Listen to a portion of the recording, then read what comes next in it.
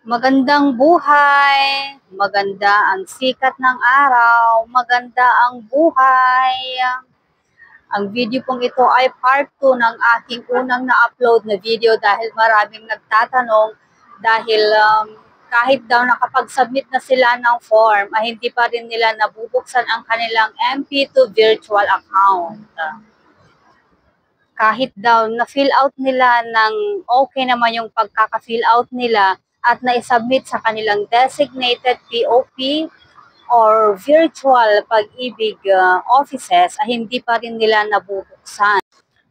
Ang mga email address na binabanggit ko ay nasa unang video ko. Ang link na ito ay bibigay ko sa comment section ng video ito. Para maging aware kayo sa mga sinasabi ko dito, i-view po ninyo ang una kong video at nandun po lahat ng mga email address, lalong-lalo na yung mga OFW na mga kabayan natin.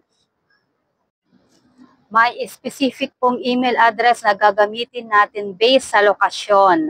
Kaya yun ang gagamitin natin para mabigyan tayo ng pansin ng mga pag-ibig staff para sa ating unlocking of MP2 pag-ibig virtual account. Dahil nalalapit na ang declaration ng dividend, kailangan natin mabuksan para ma-view kung magkano ang ating mga dividend revenue.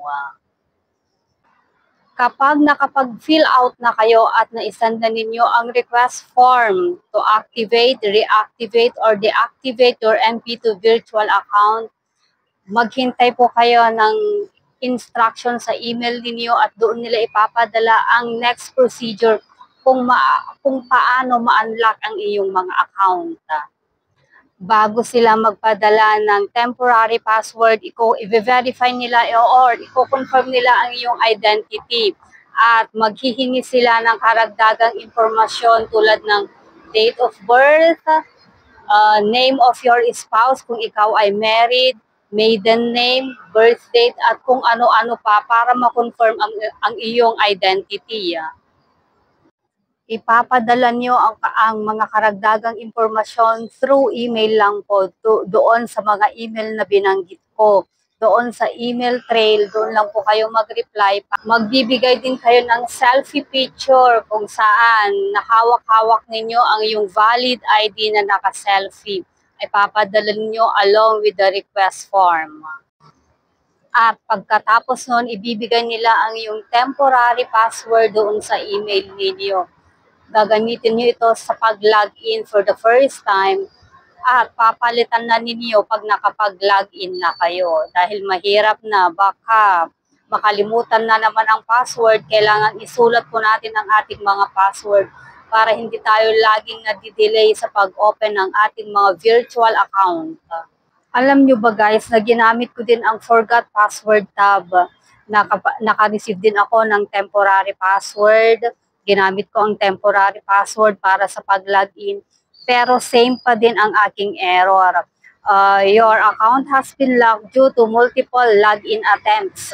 Kaya ang ending, nag-send ulit ako ng request form to unlock ng aking virtual account. At doon ako naka-receive ng temporary password mula sa isang pag-ibig staff.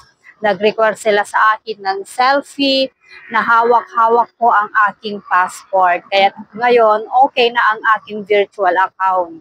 Konting tiyaga lang at konting follow-up lang para ma-open natin ang ating mga virtual account. Excited na ba kayong malaman kung magkano ang ating mga dividend rate for 2024? Malalaman natin ngayon sa first quarter ng 2025 kung magkano ang ating mga dividend revenue from last year. Pero dapat check nyo muna kung na-open ba ninyo ang iyong mga virtual account. Baka mamaya pag-open ninyo, nakalock pala ang iyong mga account. Kaya i-check nyo na, try nyo nang mag-login. At huwag ninyong kakalimutang isulat ang iyong password sa isang papel dahil napakahirap din. Time-consuming din ang maghintay ng email from Pag-ibig staff para sa reset password. At ang pinaka-importante, huwag din ninyong kakalimutang mag-subscribe para updated kayo sa lahat ng aking mga new uploads, lalong-lalo na nalalapit na ang declaration ng dividend. Gusto ba ninyong malaman kung magkano ang iyong mga dividend income for 2024? Kaya tune in.